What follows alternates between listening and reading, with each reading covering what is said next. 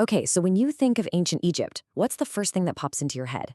For most of us, it's gotta be the pyramids, right? These colossal, mysterious structures are just iconic. But here's the thing, they're not just famous landmarks, they're actually the final chapter in this long, amazing story of ambition, innovation, and belief. So let's get into it. Think about it. Of all the seven wonders of the ancient world, only one, just one, is still standing. And yup, you guessed it, that lone survivor is the Great Pyramid of Giza. It's the one we all know, the one that's captivated people for literally thousands of years. But this absolute masterpiece didn't just appear out of nowhere. It was the result of centuries of trial and, believe me, a lot of error. Which leads to the big question, right? How in the world did they pull this off? To really get a handle on the Great Pyramid, we've got to go back, way back to the beginning. All right, so the Giza Plateau, that's where you'll find the three big ones, the most famous pyramids, built for the pharaohs Khufu, his son Khafre, and then his grandson Menkaure. And Khufu's pyramid, that's the Great Pyramid. It's just a monster, an absolute titan of stone. Get this, it held the record for the tallest man-made structure for over 3,800 years. Just let that sink in. But this wasn't the start of the story, not even close. So where did the whole idea for a pyramid even come from? To figure that out, we have to rewind, before Giza, and see how a simple burial mound turned into one of the greatest architectural achievements in all of human history. So our story really kicks off, not with that perfect, smooth-sided shape we all picture, but with something else, a revolutionary structure of stacked layers that would honestly change architecture forever. And what's so cool is you can actually see the idea evolving. It started with these really simple burial mounds called tumuli. From there, they developed into mastabas, which are kind of like these rectangular bench-looking structures for the rich and powerful. But the real game changer? That came from Pharaoh Djoser's vizier, a genius named Imhotep. He had this wild idea. What if we stacked mastabas on top of each other, getting smaller as we go up, basically creating a stairway to the heavens? And here it is. This is the result, the step pyramid at Saqqara. I mean, this is a huge deal. This wasn't just the first pyramid in Egypt. It was the world's very first massive building made out of stone.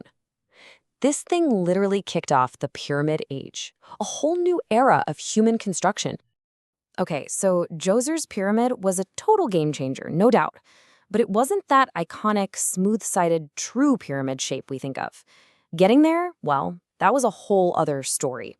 A really dramatic journey of engineering trial, some spectacular failures, and, eventually, a massive triumph. Yeah, they definitely didn't get it right on the first try. Pharaoh Snuferu, he was Khufu's dad, was completely obsessed with building the first smooth-sided pyramid. His first shot at Madam was a total disaster. The whole outer casing just collapsed. So for his second try, the bent pyramid, you can actually see their panic. Look at it. They changed the angle halfway up, probably because they were terrified it was going to collapse again.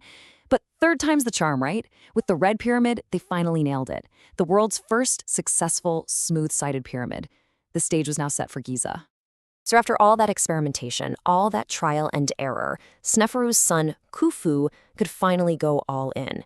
And boy, did he. He built the Great Pyramid. The scale of this thing was just on another level. Originally, it was almost 147 meters tall. That's nearly 500 feet. A record that, again, stood for thousands of years.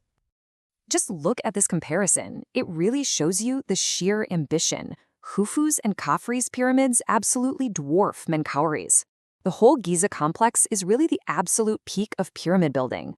After this, things started to scale back. They got smaller, and they were built with way less precision. But you have to wonder, why? Why go to all this incredible trouble? Because these things were so much more than just fancy tombs. They were, in a way, deeply spiritual machines, designed for a very, very specific purpose. So it all starts with the shape. The pyramid shape itself is incredibly symbolic. The Egyptians believed that at the dawn of time, a mound of earth, called the Benben, rose out of the chaotic waters of creation. The pyramid is meant to be that mound. So by building one, the pharaoh was literally connecting his tomb to the moment the world began. So you see, the pyramid was basically a resurrection machine. It was all designed to get the pharaoh to the afterlife. The polished white limestone they used to cover them would have shone like the sun's rays, like a pathway. And get this, inside the Great Pyramid, there are these narrow shafts that point directly to the stars that never set. The ancient Egyptians saw them as immortal. It was a direct gateway for the pharaoh's soul. And of course, they were all built on the west bank of the Nile, the land of the setting sun, the realm of the dead. It was all part of one grand cosmic plan. Now, you'd think that after Egypt's Old Kingdom, the story of the pyramid would be over, but it wasn't. The idea was just too powerful to die. It was actually revived hundreds of years later in a totally different kingdom. Back in Egypt, yeah, the golden age was over. Later pharaohs still built pyramids, but they were smaller, not as well built, and a lot of them were just made of mud brick.